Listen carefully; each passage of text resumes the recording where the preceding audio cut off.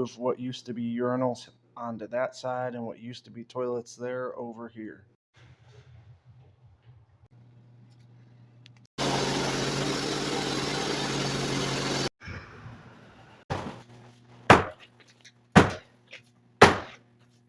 Let's see if I still got it.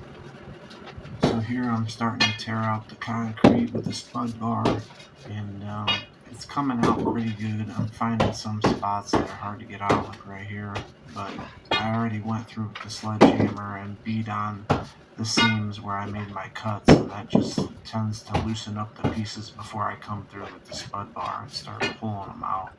But it's still super hard picking up these pieces once you get them broke free and throwing them over on the pile and then back to spud bar, and it really wears you out pretty fast. So yeah, if you guys don't mind, hit the like and subscribe button, and stay tuned. Check in the pinned comments for some other really good videos.